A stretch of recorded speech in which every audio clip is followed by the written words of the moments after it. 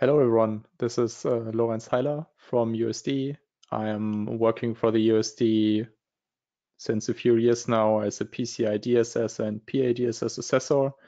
And today I will explain you a little bit about the Software Security Framework, the new PCI standard, which will be the newer version of the PA-DSS, what one could say. And maybe you can just jump right into the agenda of this webinar. First off, I would like to explain you a little bit about the Secure Software Lifecycle standard and the Secure Software standard, which are both contained in the Software Security Framework. I will explain you how the scope is defined for both standards. So what do they actually cover? I will show you the validation and listing process. And as said, since the Software Security Framework will be the newer, the next standard for software security from the PCI Council, there is a transition period from the PA-DSS to the Software Security Framework, which will be covered in this webinar as well, and the timeline where all the relevant deadlines are contained. The next chapter is about the standards and objectives more in detail. So in both standards, there are no longer requirements, instead they are controls, and we will cover a little bit about the more high-level controls of both standards, and I will try to give you a short, at least a view about the standards, so you have a rough understanding what is required if you want to comply with them. However, we will not cover all controls in detail, since this webinar is not is set up for roughly an hour, a little bit less maybe. And if we want to go through all the controls in detail, we will probably need a day or something. The last chapter is about the certification process with the USD company. And yeah, we'll just have a short look how we would propose a certification with us.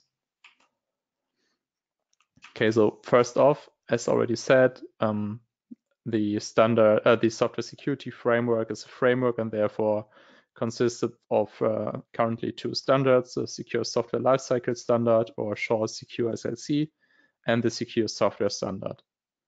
Additionally, the Secure Software Standard is module-based, which means there are additional modules containing control objectives, but there's currently only one module, which is about account data, so cardholder data.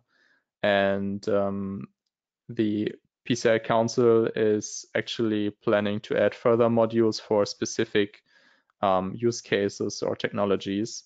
They already mentioned to add a module for purpose-built terminals as well in the future.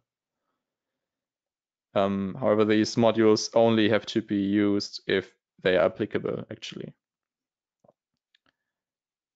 The next relevant point to mention is that both standards, so the Secure Software Lifecycle Standard and the Secure Software Standard, are both objective-based, which means that there are no longer specific things you need to configure. For example, the password policy, for example, like 7 characters for passwords. Instead, it just mentions that you need to have secure passwords. So this, of course, gives a lot more room for adjusting old applications and also newer technologies and applications for fulfilling these security objectives. and it's not longer restricted so close by technical constraints. For example, maybe it's not possible to have alphanumeric characters and only numbers, but you can, of course, just use a very long number, for example, as a password. And the secure software standard and the secure software lifecycle standard both allow different approaches to reach these objectives.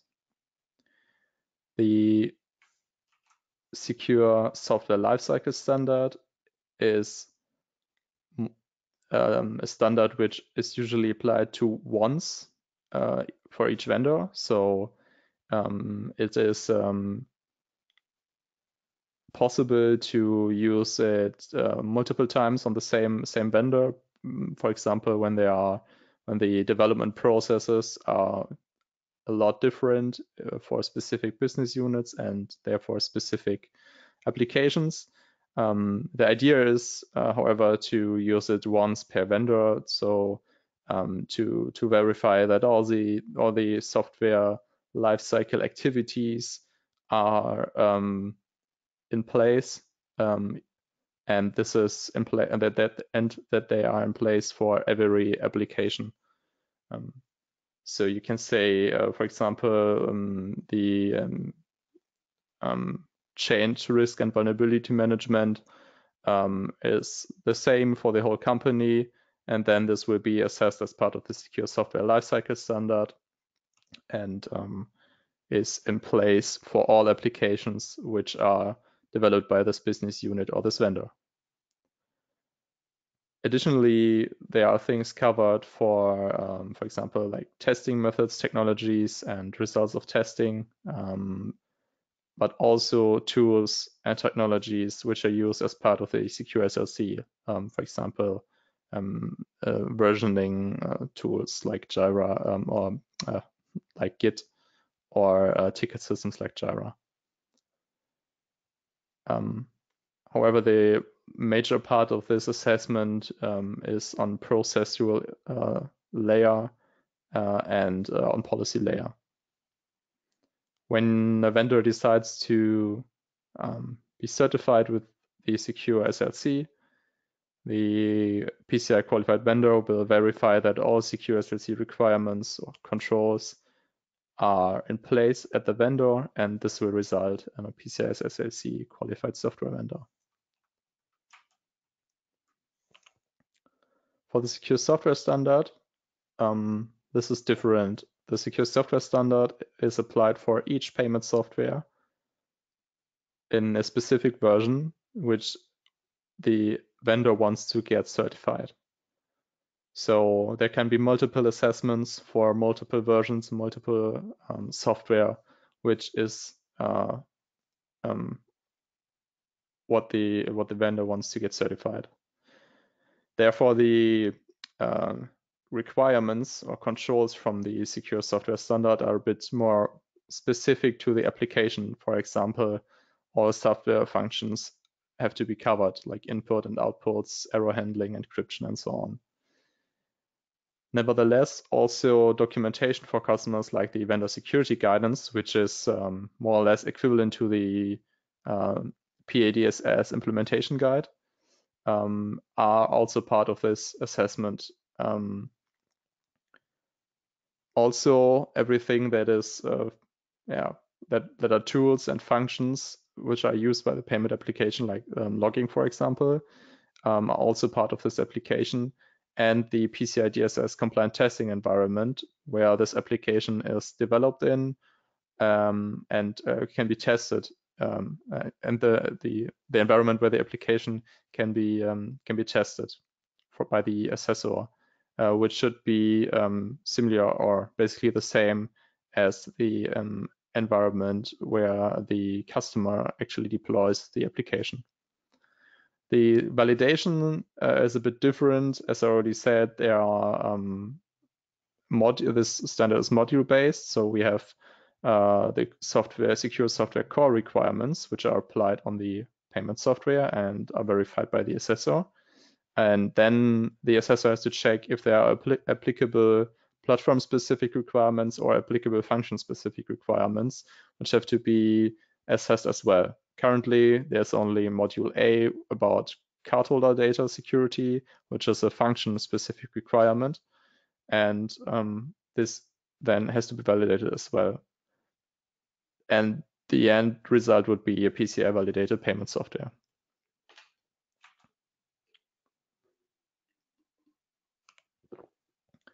The secure software lifecycle standard is, as said, in general only once per validated per vendor, but there are possibilities to do it more than once. The assessment will take place every 3 years, and the secure software lifecycle is an optional component of the framework. So the goal of the whole framework is to have secure payment applications, and it's not always necessary to assess all the points which are part of the secure software lifecycle standard to have a secure application in a specific version, but it allows to do some kind of changes and therefore delta assessments of the software by the vendor himself. So this might be, for the most vendors, might be a relevant certification. Additionally, which is also a nice to have feature, is that validated vendors are listed on the PCI SLC's website as secure qualified vendors. The secure software standard is first a full assessment or an initial software assessment, and this assessment covers the whole scope of the application. It also covers all requirements and has to be performed every 3 years if the vendor wants to have this application still listed as certified. Additionally to the full software assessments, there are delta software assessments, as already mentioned, and these delta assessments have to be performed after every change to the software if the software is already full software, has undergone full software assessment. Part of this delta assessments is, for example, the confirmation that no vulnerabilities are included, and it may be possible, depending on the change on the kind of delta assessment, to perform self-assessments as the vendor. We will go to that deeper later on. Validated software is as well listed on the website of the PCI Council. So when can you use this framework? When is it eligible? Basically, it's similar to the PA-DSS, but there are relevant differences. For example, software products that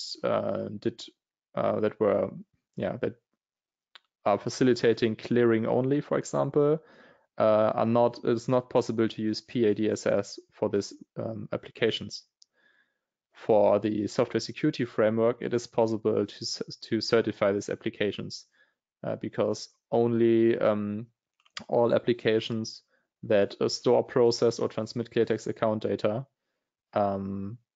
are eligible for the software security framework assessments. So this is a very, very huge change, actually, since also applications that only touch cardholder data and do neither authorization, settlement, clearing, they still can be certified, for example, adapters for protocol converters or stuff like this. So really a huge scope. Additionally, the same as for PA-DSS, only software products developed by the vendor that are commercially available for sale to multiple organizations in a way where they are not adjusted or for each organization they are sold to. So there's only just one product, like an Oracle database, for example, or Windows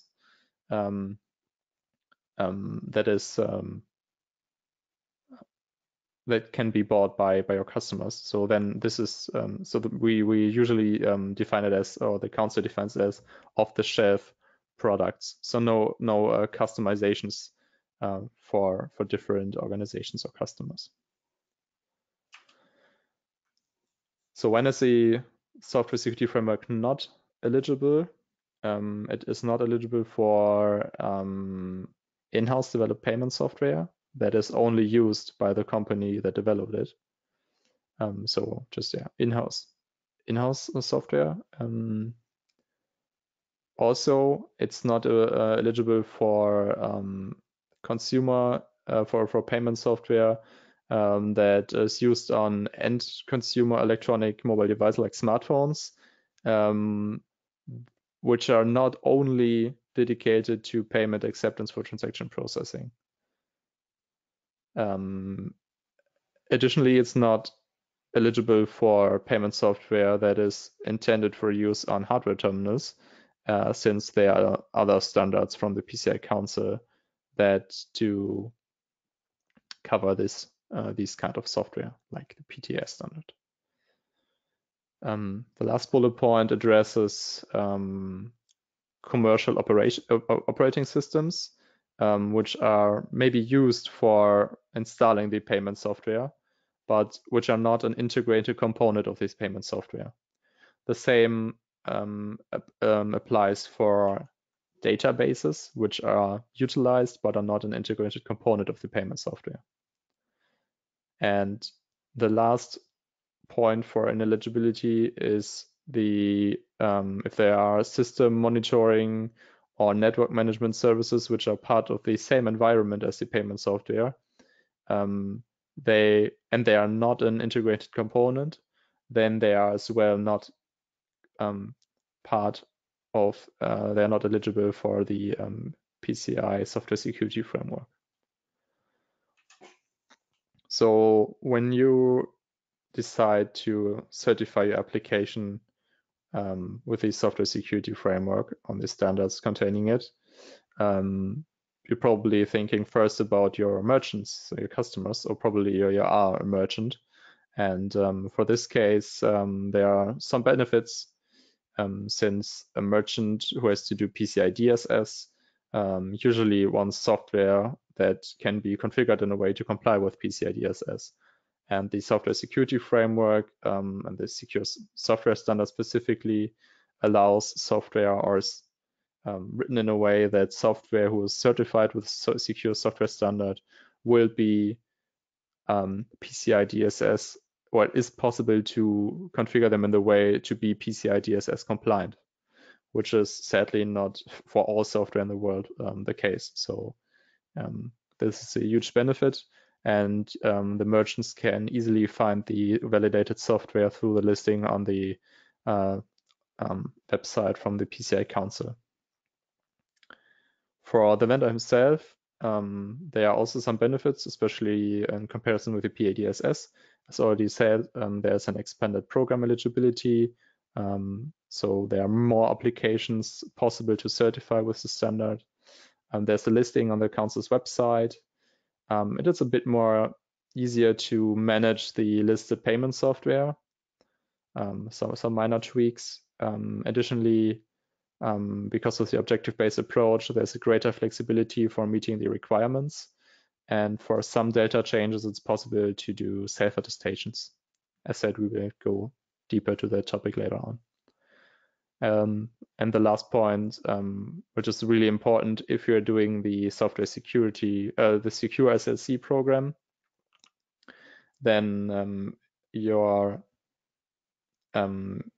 probably developing multiple applications, then you only have to do this policy and process assessment once every 3 years, and not multiple times within 1 year, depending on how much applications you're certifying in 1 year. So this should be a lot more clear and easy and less redundancy for your certifications.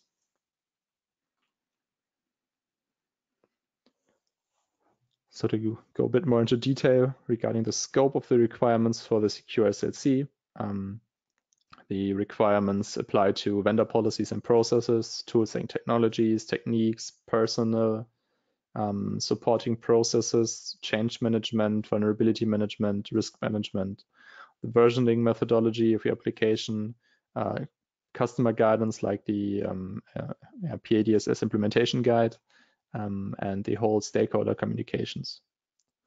But even though if change management, vulnerability management, and risk management, etc., are contained in this list, these are all processes which are generally in place for the whole business unit or for the whole vendor. So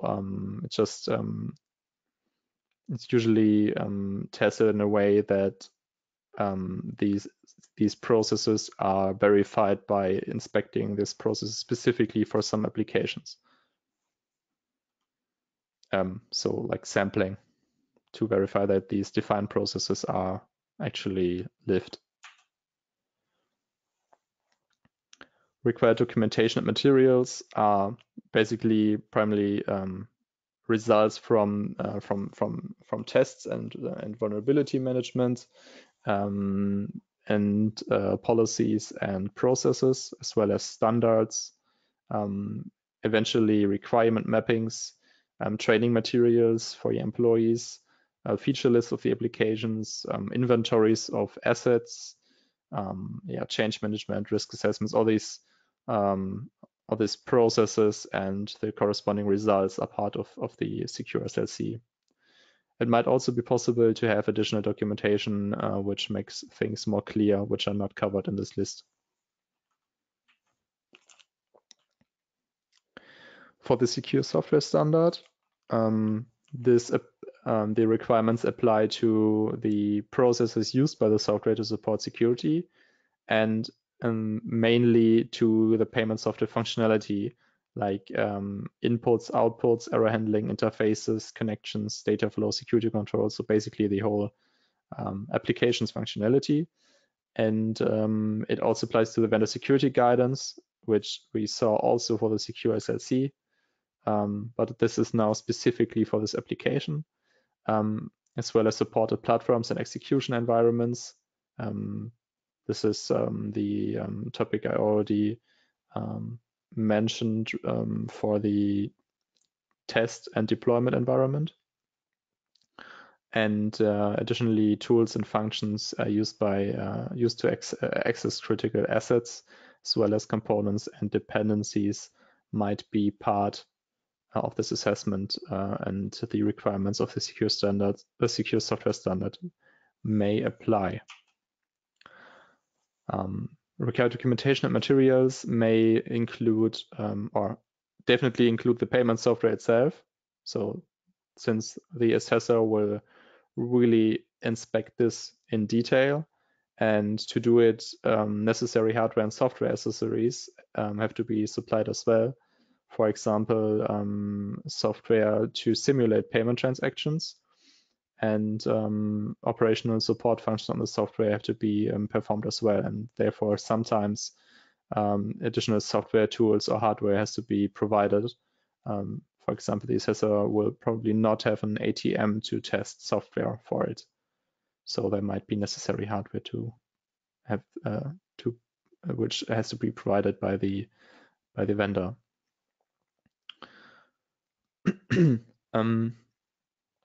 Additionally, documentation that describes functions used for data input output has to be provided, or just for understanding how the software works, how so the assessor understands what the use cases are, what can be done with the software, and how it has to be installed, configured, and probably additional documentation like diagrams and flowcharts. So it is possible for the assessor to understand in detail what happens with the software, what can be done with the software. So he or she are able to is able to assess it in detail. So for the assessor again, what has he or she to do? There are 4 categories in the report. which are defined by the council. These are examine, interview, observe, and test. So they're specifically said what the assessor has to do for each control objective and control. And for the secure SLC and for the secure software standard, examine and interview both exist. And then specifically for the observe, for the secure software lifecycle standard, there is a category observe only, and for the secure software standard, test. Since for the secure software standard, applications actually have to be tested, and the secure software lifecycle only observes processes. Yeah, but we will come to that in detail now. So examine means data evidence has to be evaluated by the assessor. For example, software design, architecture documents, source code, configuration files, bug checking data, security testing results, all this, what we saw on the slides before, which is part of this assessment, have to be examined by the assessor.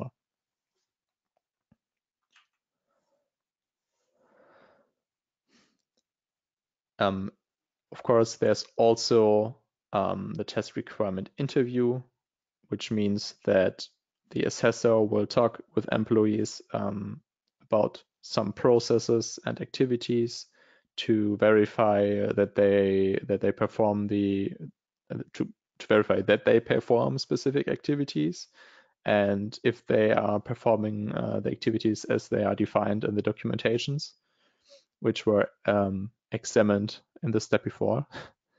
And if the employees have knowledge about of policies, processes, responsibilities, and the whole concept. Now for observe, which is said is only part of the secure SLC,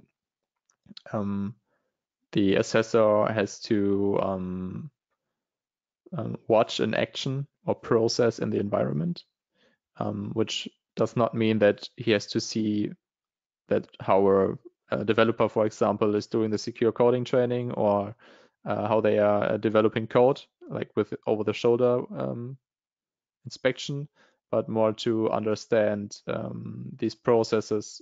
They could also be part of a ticket system, for example. And part of this could be personal performing tasks, software responding to input as well. So this might be part of the secure SLC as well as system configurations, environmental conditions, and depending on the application, even physical controls. For the secure software standard, there is this test requirement, and this is basically pen testing with the help of testing tools like burps or Metasploit or anything else you know, and static and dynamic code analysis, as well as the use probably of software composition tools to see if there are any components, like open source components, which might be vulnerable. So just basic penetration testing.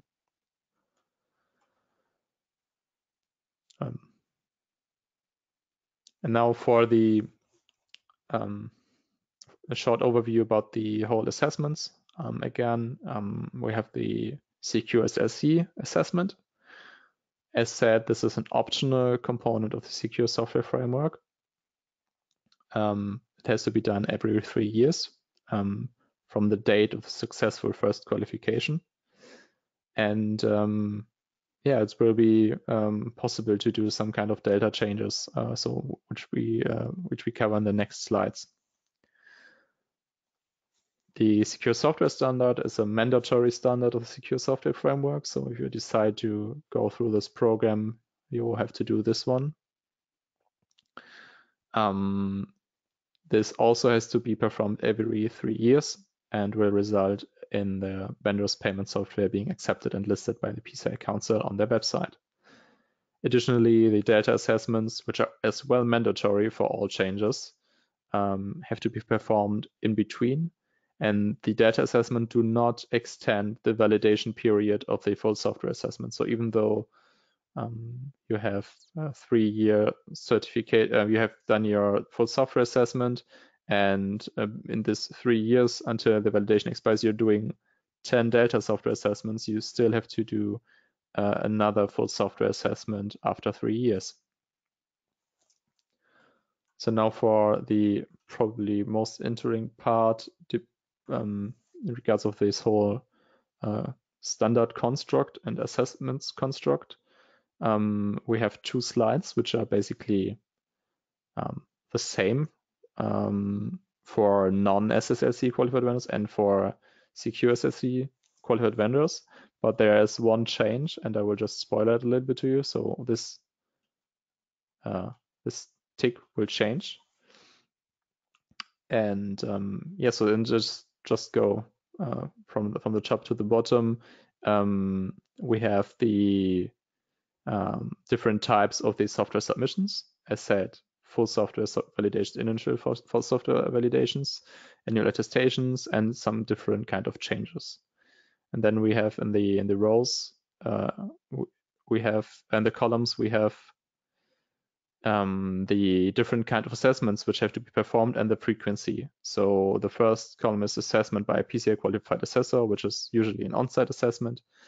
Then we have the most compatible variant for the vendors, vendor self-assessment and self-attestation. And we have the vendor self-assessment with data review and testing by an assessor. So it's like a mixed variant. So the initial full software validation, or the initial or full software validation, has to be performed by a PCI Qualified Assessor on-site usually, and this has to be done every 3 years after the initial validation. The next row is the annual attestation for validated payment software, and this has to be performed by the vendor himself, and this is an annual process, and this has to be done for the for both standards, so for the secure SLC as well as for the software security secure software standard. And in the annual attestation, the vendor basically has to submit an updated secure software attestation of validation to the PCI Council. So it's like it's one document, but you only have to fill in like 4 questions and just confirm that there are no changes that maybe impact the security. And then you have to confirm that that the validated payment software continues to meet all applicable secure software requirements, and that the changes are consistent with the versioning methodology. And if there are any issues with the listing on the website of the council, you have to include it as well. But that's basically it. Administrative changes are, for example, you have to provide the same document to the council, but with a different section filled in, and you can change, for example, the name of the software or the corporate identity. But there are no changes to the software itself here as well. And this can be performed upon implementation of a change. So if it is necessary for you to do this administrative change, you can perform it on your own. And then I would skip at first to the high impact change, and will be clear later on why I do that, because the high impact change is defined that any changes to the software architecture, source code, or components that handle or interact with sensitive data, sensitive functions, or sensitive resources are a high impact change. So basically everything that comes into contact with the PCI, with PCI or relevant data, or with assets, sensitive functions, sensitive resources. We come to the definition later on. This will be a high impact change. And the low impact change is basically everything in between. So everything that does not touch sensitive resources, functions, or data. So for example, typos, smaller bug fixes, style sheets, and so on. And the persons who know already PA-DSS are probably missing some kind of change, and this is a no impact change. The no impact change is now migrated to the low impact change, and there is no impact change anymore, and there are also no wildcards anymore. So as you can see, if you're doing style, for example, you are doing some small bug fixes that do not touch sensitive functions, sensitive resource, or sensitive data, you already have to make a low impact change. And if you're not secure SLC qualified vendor, you directly have to contact your PCI qualified assessor to review and test these changes. And this is the reason why we would always propose to perform both, or to be compliant against both standards, since depending on how often you're planning to do changes, it really can be very can be a lot of changes where you have to contact your assessor. Now for the assessment reporting and listing, this is a lot of communication between 3 party members, the vendor, the assessor, and the PCI council themselves. Basically, in the first step, the assessor determines that the vendor meets all applicable requirements, and after that, a report and an attestation is created by the assessor. After that, the vendor and the assessor both sign the attestation, and the assessor then submits the report, the signed attestation, and the vendor release agreement to the PCI council. The vendor release agreement is another document which is a contract between the vendor and the PCI council, and it covers some confidentiality issues as well as some SLAs, I would say, regarding information about possible vulnerabilities in the applications and so on. By the way, you can see all these documents, the reports, the report templates, the attestation templates for both standards, as well as the vendor release agreement already at the PCI Security Standards website. So if you're interested to look them up, feel free to take a look. The next step then would be that the PCI council issues the invoice to the vendor for an acceptance fee, and the vendor has to pay it, and only after the vendor has paid the acceptance fee, and this is processed at the PCI council, the PCI council does anything. So then the council reviews the submission and verifies that the testing was performed in a satisfactory way. And probably there are some issues with the submission, which has to be checked with the assessor and the vendor. But yeah, if everything was in place, the PCI council accepts it and approves the submission and adds the listing to the website. As said, if there are some issues with the submission, the process starts again with step 7. So as long the assessor then fixes the submission and submits it again, and the council reviews it, and so on. The listing for the qualified vendors can look like this. Currently, I checked today already, there were no listings yet, but it could look like this. So we have the reassessment dates, we have the product category of this of the vendor, which has to be chosen by the vendor from a list which was already known for PA-DSS assessments and contains, for example, things like automated fuel dispensers, card not present, payment back office, POS kiosk, payment middleware, payment gateway switch, and all these known categories, I would say. And the vendor has to choose one, and yeah, then you got the suite listing. For the validated payments software itself, you have the same categories which have to be defined for each software. In the listing, you can find the revalidation date, the expiry date.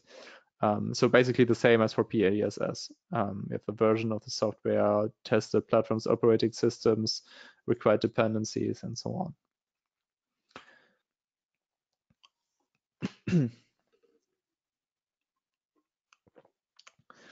And then we can go to the timeline and transition from PA-DSS to the Software Security Framework. So the Software Security Framework standards were released in January 2019, so more than 1 year ago. However, the the possibility to get certified for vendors are open since quarter 2 2020. So it is possible right now to start with your certification with the Software Security Framework standards. However, we do not expect a listing before the next quarter, so quarter 3 of 2020 somehow. I mean, I already checked it today and there were no listings. It's for small companies with fast processes, it might be possible to reach this very soon, but there usually have to be a lot of new functionality included in the application. There will be a lot of man-days which have to be used for getting your application certification ready, and therefore this might take some time to get this certification. For the PA-DSS, the deadline for new PA-DSS submissions is the 13th June 2021, so about 1 year from now. After that, it is possible to still submit delta assessments, like low, high administrative changes, but it's no longer possible to do for new application submissions. In the 28th October 2022, the PA-DSS program ends completely, so it is just not possible anymore to do any kind of assessment and submission. And all applications which were listed as compliant until then will be moved to one list together with a list of software from the Software Security Framework, and they will move to the category acceptable for pre-existing deployments only. Now for the security objectives and control objectives, we'll first cover critical terms, which are really relevant for especially the secure software standard. And this is already, I mentioned them before, this is this term critical assets, and more specifically sensitive data, sensitive functions, and sensitive resources. However, there are additional critical assets besides sensitive data, sensitive functions, and sensitive resources, which may be a critical asset as well.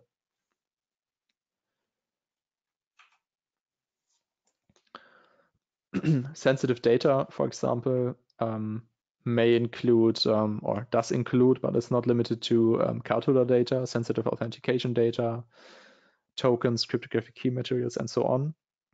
And the important part is, and other data defined by the software vendor is requiring protection.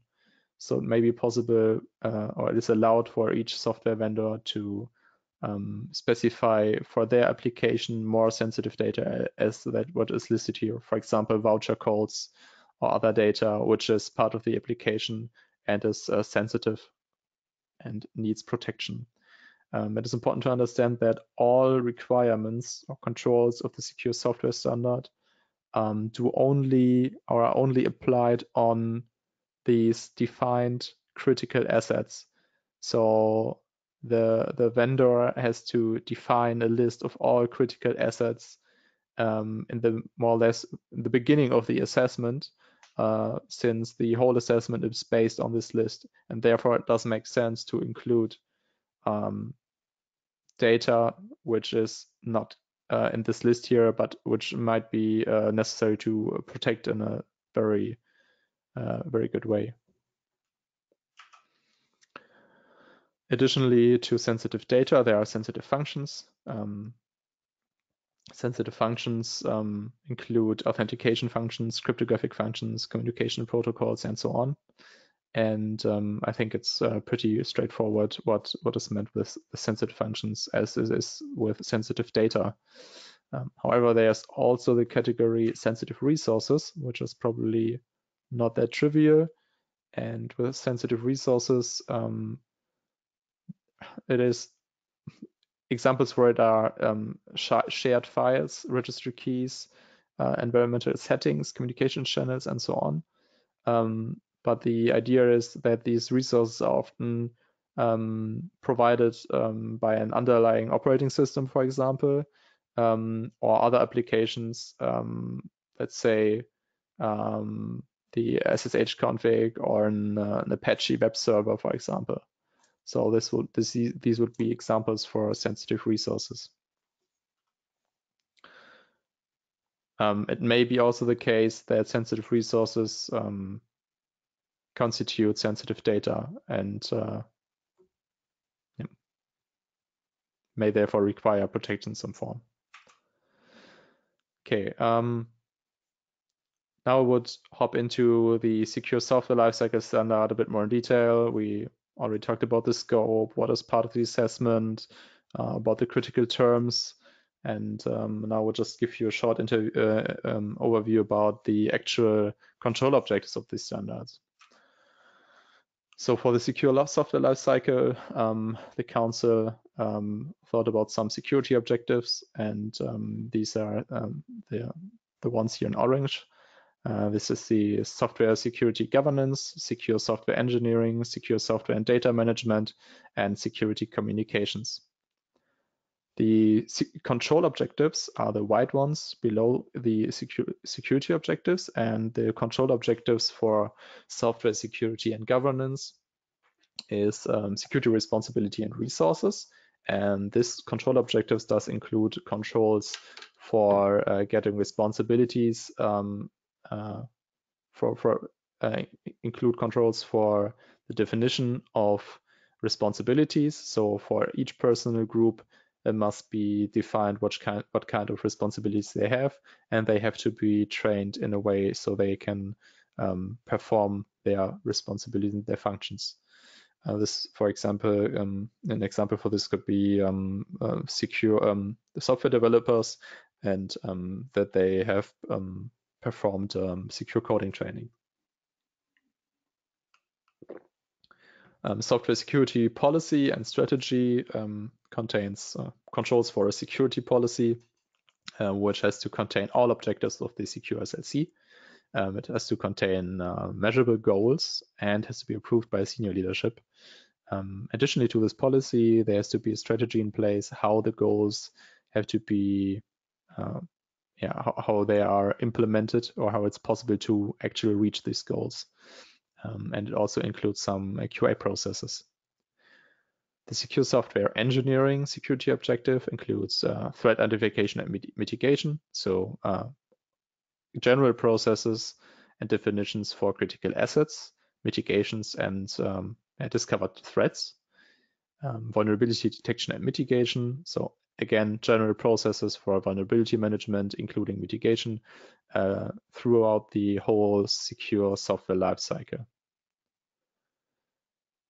Secure software and data management includes control objectives, change management, which is change management basically, and additionally the versioning methodology for the whole company again.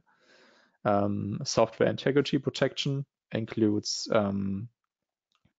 controls that require check of the integrity of source code, and that manipulations or tampering attempts have to be detected, and for example with versioning tools like Git, and that the software is to be deployed in a secure way to the customer. The sensitive data protection and means you need an inventory of sensitive data and corresponding retention times. Security communication includes more high-level processes. Vendor security guidance means the implementation guide, if we speak with PA-DSS terms. The stakeholder communications and software update information is basically what is meant is that you provide your, for example, a summary of changes to your stakeholders upon release of new software updates, and that these updates have to be provided with communication channels to your stakeholders. For example, a web interface where all your updates are communicated and possible mitigations for known vulnerabilities are communicated. So one central place for communication. For the software security standard, we have the security objectives: minimizing the attack surface, software protection mechanisms, secure software operations, and secure software lifecycle management. And minimizing the attack surface includes the control objective about critical asset identification, which is the control where I already talked about. So you have to define all your critical assets, and this list is going to be verified by your assessor as well. Secure defaults includes that controls so your payment software has only necessary functions activated, and that the corresponding configurations of some security controls like keys, credentials, and privileges are per default in a good way after the installation of the software. Sensitive data retention basically includes controls for having as less data as possible and as short as possible for the functionality of the software. So retention processes. What I want to point out here is that there are more measures necessary for the security of this data in comparison to the PA-DSS.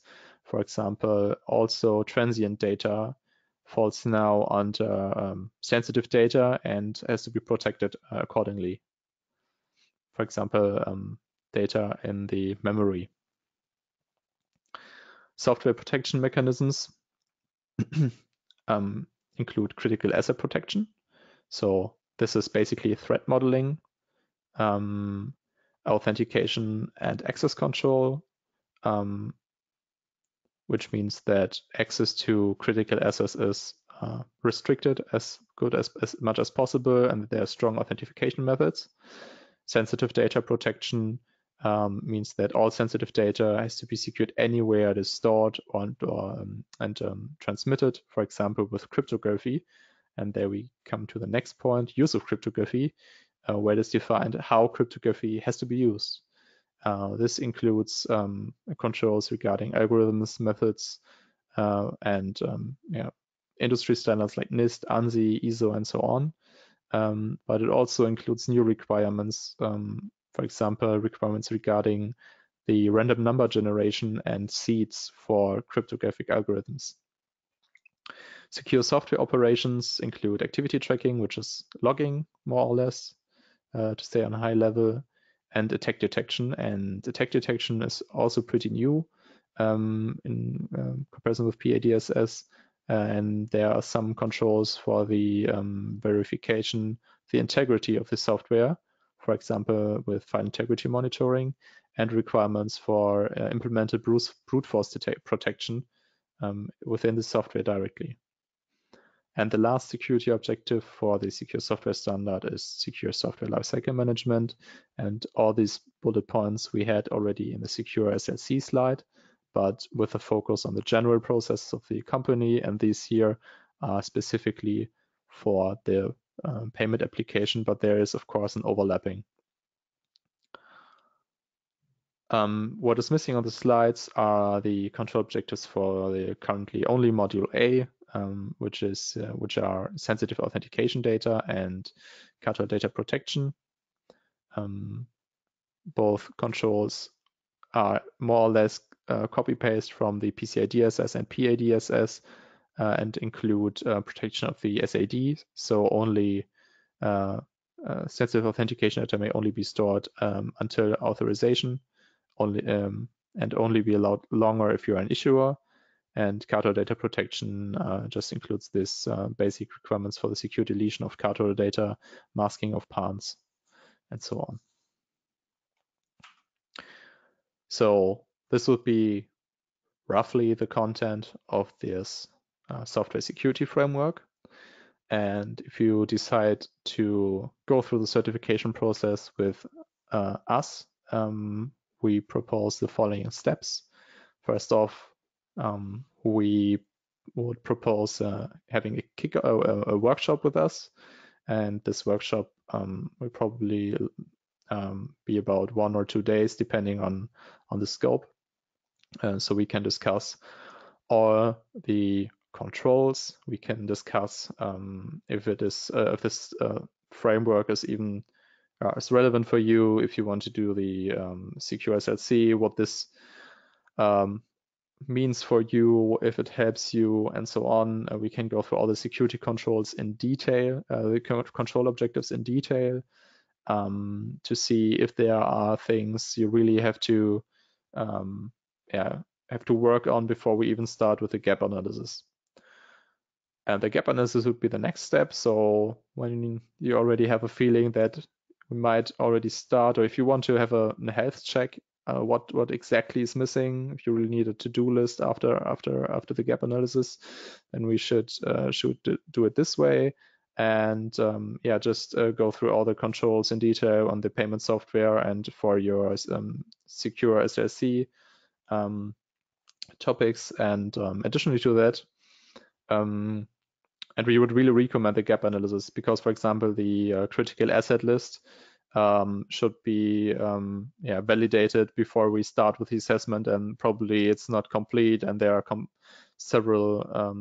there's several data which is not yet protected, and you need to develop some security features and so on. So it really makes sense to start with the gap analysis before. And additionally, the secure coding training, which your developers need to be compliant, can be provided by us as well, and pen tests if you feel that it is necessary to already do that before the actual certification. Then we have the certification for the secure SLC and the certification with the secure software standard, and obviously both processes are basically the same, but with a different standard. So we start with audit planning beforehand, go through the audit, hopefully without much findings. However, we would then check the results and probably retest here and there something. We would then generate a report, submit this report, and provide you with a certificate and with a PCI SSC listing. And the last step, status updates, means, of course, that if there's something changing in your environment, or there are changes from the council, we can keep in touch also between these audit cycles. And of course, we can help you with the implementation of some control objectives all the time. So just feel free to reach out for us. And speaking of that, as initially said, my name is Lorenz Heiler, so you now have also a picture from me, and you can find here my contact information as well as from my colleague Benedikt Krümme, who is a sales representative here for USD, and who will gladly help you if you have any questions regarding, for example, workshops with us regarding the secure software framework. You can also feel free to just reach out by phone or mail if you have any questions regarding this presentation. Maybe you already know our newsletter, the CST Academy news. Maybe this is also the reason why you're watching this. If you're not knowing it and if you're not yet subscribed it, feel free to just have a look at this slide. At this site and to subscribe to our newsletter, and don't miss out our other webinars, which are also security relevant. And yeah, then thank you very much for your time. I hope we hear each other, and stay safe and healthy, and thank you very much.